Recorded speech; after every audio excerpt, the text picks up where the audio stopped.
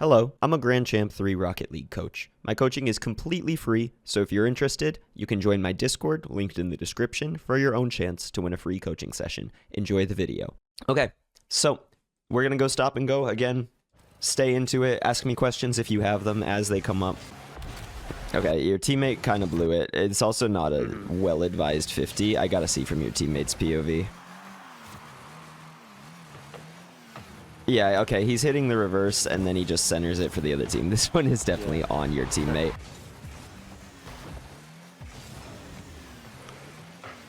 Yeah, like right here, I keep rewatching it because it just makes me nervous, you know, like the way I view this play, your teammate is still on the ball being challenged by two at once. So diving up the field like this is just asking to get scored on. So immediately what jumps out to me is distance between teammates. We're going to see if it persists throughout the course of the replay, but like especially in the C2 C3, people do still feel capable with zero boost trying to make a play on it. You literally did it at the beginning of the game, right? When you took a kickoff, tried to 50 again. The worst thing you can do is then also get up too close, try to overhelp, so to speak, and then it gets hit behind you. Okay. It's just like this. Just like this. Yeah, I think I often do this often. Yeah, so when you are that second man, you want to get much further behind your teammate until they have a clear controlled possession. That's when you can start to get aggressive and get almost in front of them. If they don't have that possession, you do want to keep some distance. So like right here, for example, another good thing to point out is that your teammate is already kind of rotating off the ball. Don't hesitate, right? If you're going to be first, go be first. It's a big difference between GC1 and C3 is that speed of the decision making. You can see the hesitation right here. Just as you approach the ball, this is car language, right? So this is what car language is, right? You see your teammate kind of in this spot. I think at your rank, it's fair to assume, hey, you should know to rotate behind me. You know, maybe that wouldn't be the same at Diamond or Plat, but your teammate should know that. So you should get in and challenge the ball nice and early, or fake challenge nice and early. But this little hesitation, you're giving them time to set up a dribble and a flick.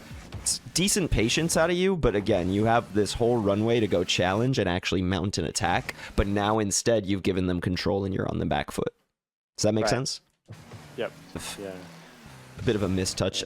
The ground speed, again, that plays into it, right? The faster you're moving on the ground when you take off for something, like, usually you'll have an easier time aiming it. I notice a lot that, like, when you slow down before jumping, that's when the ball tends to get away from you. So the faster you fly at it, the less time the ball has to move away from where you're aiming. Nice. All right, your teammate basically like made a mistake and then set himself back to neutral. So you're technically at a 0-0 game right here. Did you call the fake or did he? No, he did. Okay.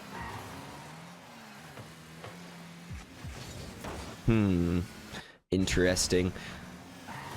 So let's see from this guy's point of view first. That was an awful fake, by the way. Like, he didn't sell anything there. Then here, like, it looks like he's going back. Yeah, this is on him again. This is a total cut, because also your angle here is way better. Yeah. So this is I was curious. It is on your teammate. He sees you miss boost, but again, this is where car language comes into it. When you choose to challenge, when you're first man like this, don't hesitate. You see that little turn back you did? You're almost like waiting too much for the opponent, so you could benefit from a little bit more speed and a quicker decision of, okay, I'm first. I'm gonna go now. So I should just be boosting towards him here? Yeah, right when you like turn right when you come down the wall, instead you should be already at least applying pressure. So I try not to say challenge right away. I try to say apply pressure right away, because you may want to fake challenge, you know? But a better fake challenge would be approaching at full speed and then turning away. But right here where you turn away, this is a very awkward spot for him to get the ball. He hasn't grabbed the mid boost yet. You should be getting in his face and that way communicating to your teammate, I'm going to go. You know, if he dives at this regardless, that's his mistake.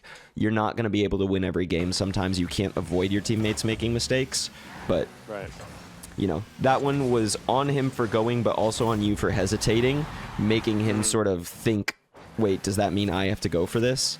See, he sees you turn away. He's like, okay, that means it's me, right? Yeah, that's right. So like I said, car language is so important, and that's why hesitating and like thinking, should I turn back? Should I challenge? That makes your teammates double commit. Decent try. Now, this is a good example, actually, right? So, like, you run out of boost, you miss the ball, and you flip away from it, and even further away from the ball. You're clearly showing your teammate you don't want this, right? And that's what you want to do more of, right? He's going to wait for you, and then you show him, I don't want it. He knows he can challenge next, especially because when you start getting back this way, he knows his ass is covered, which means he can just challenge, you know? It gives teammates confidence. So to couple it all together, faster decisions on when to rotate off and when to challenge, and then just stick to the decision, right? You don't want to be hesitating. The faster you cover your teammate's ass, the sooner they feel comfortable to make a strong challenge. Right. That's a tough miss. I gotta watch it from back here again. Yeah, you're not full speed when you take off for that, which is why you missed it once again.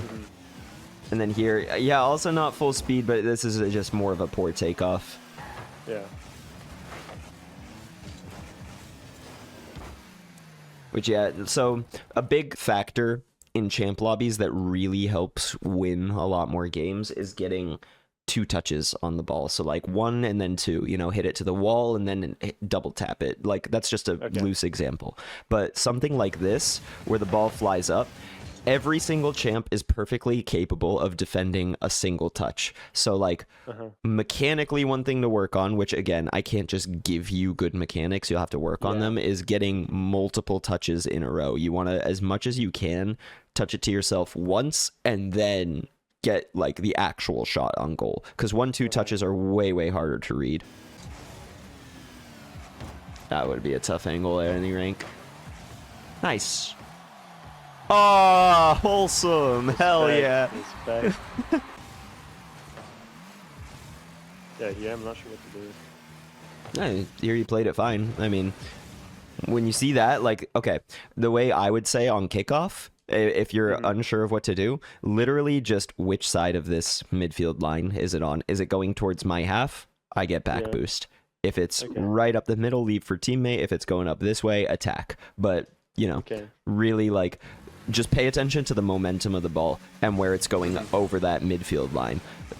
That, even if you guys are hitting the ball next, you still view this as, okay, Orange won the kickoff. They put the ball onto offense. It's on our half. We're on defense. So just, especially when you're confused, always think that way. I think you did a good job getting the back boost, and now you're in a shadow defense position, so no problems with this. Right.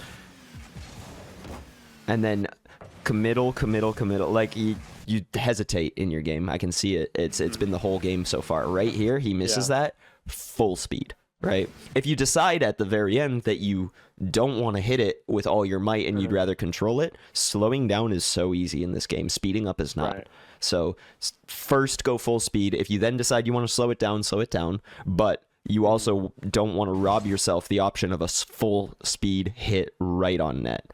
Yeah, I think what I wanted to do was it was a bad first touch, but I wanted to like maybe pop it higher in the air and maybe go for like a little dribble or something. I don't know. Okay, excellent. And I'm glad I froze it at this frame too.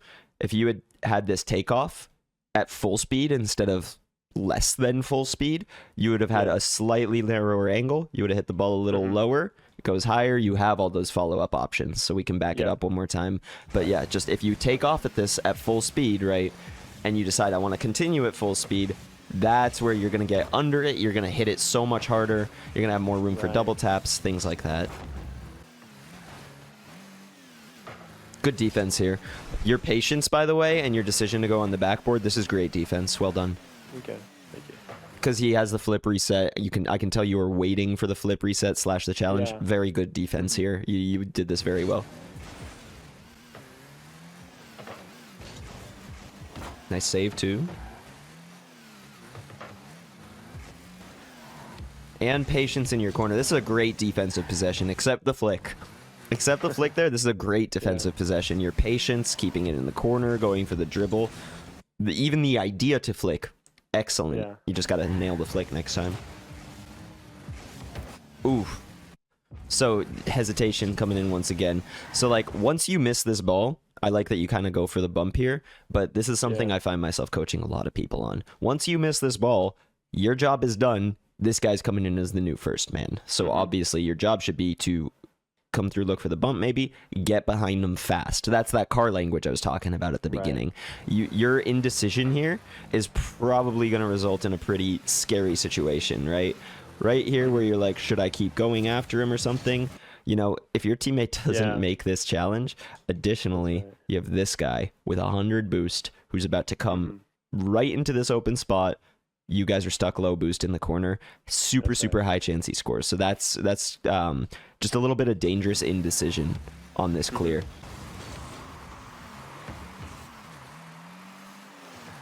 Not the boost grab I would have gone for. Your teammate has this whole clear breakaway.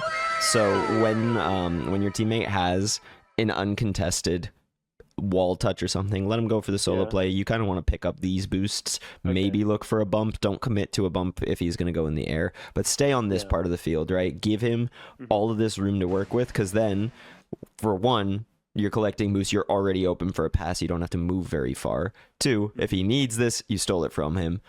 Three, what did happen is you take this boost, he goes up with it.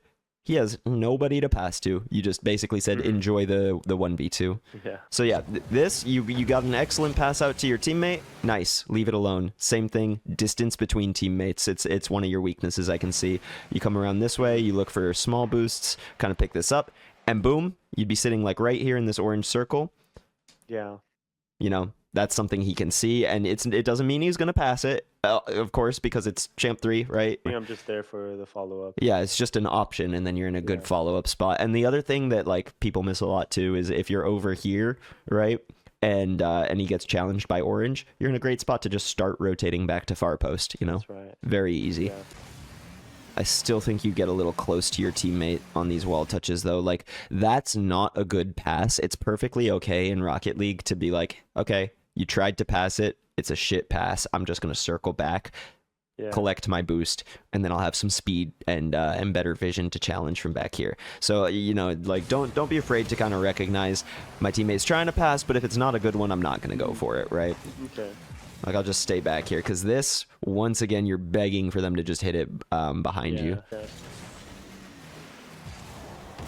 Teammate missed. So, like, yeah, you threw it away to the other team. Maybe it's time to like, air dribble this, but you got to watch out for this touch. I mean, it's also on your teammate. Like, that's an aerial he probably should be hitting. I don't think clears to the opponents has been a big issue, though. I think that's more of a one-off. I think you should have let him have it. I think you guys ended up pinching it, but Yeah, we did. think about the angles. Whose nose is pointed where, right? This guy can see the defense in the net and can shoot it at net should he choose to. So when in doubt, if two people have a good angle, always try to think whose nose is pointed more towards the opponent's net.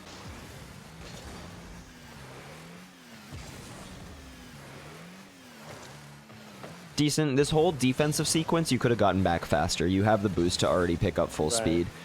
And then I like to cap it off with just with getting inside the net and then rotating out. That's just like a habit to be in. I find it more useful, especially when there's a like impending shot coming.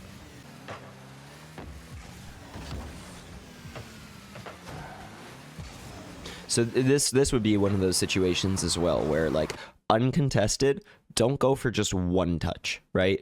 Try to hit it to yourself and then get a second. The best thing you could possibly do in a high champ lobby is bait this challenger in, right? Give one touch sort of up to the ceiling, and as he's jumping, boom, you hit it off backboard, try to get it mid for your teammate. Your first and primary goal should be, I'm playing it around the guy challenging. This is here you go, right? Take it. Oh, that's lucky. Nice. So don't spoil a good thing by overstaying your welcome, right? Like you take the second man spot. If the ball is above you like that and you're staring right up at it, you have zero vision of anything on the field. It's much safer to commit a little bit further back, pick up some more boost, and then when that bounces down, you can see, all right, he's gonna hit it. Let me make sure the pass is covered, whatever. But this is a poor double commit because you were too eager to score in this moment. Yeah, and then of course the 50 goes right past you and you're fully dependent on your teammate to stop them. Okay, nice. Boom, there are the notes. Let's do a quick read through. 1. Many of these will couple together since speed affects every area of the game. Firstly, you are hesitating a lot. You seem to do so because you don't rotate far away enough from the ball. The words you used, urgent rotates, is really nice for what's going on here. You need to focus on rotating off the ball at full speed and further back so that you can approach quicker and have better vision. Nice segue, you need to have faster aerials. You would often take aerials at less than full speed, making your touches weak, and you would also miss the ball. The faster you fly at it, the less time the ball has to move away from what you're aiming at. You will also feel more comfortable shooting accurately. 3. Keep a greater distance from your teammate at all times. This is essentially the way to ensure you improve on tips 1 and 2. Not much else to be said here. Let them have their space, and when they have the ball, you should be positioning as second man with full speed and momentum. 4. To wrap up all the tips above, when you position on the field, you do so with car language. Your car language and quick decision making will always affect what your teammate decides to do. Being confident in your decision to go or decision to leave the ball alone will help your teammate confidently decide what to do next. Whatever your read tells you is the right option to go for, make sure you do it with confidence and speed so your teammate can see. 5. 1-2 touches. Especially in Champ, touching the ball to yourself / multiple times in a row is really how you're going to play the ball past your opponent as much as you can. Look to change the ball's direction twice instead of just hitting it once. Keep them guessing. Good luck on the grind.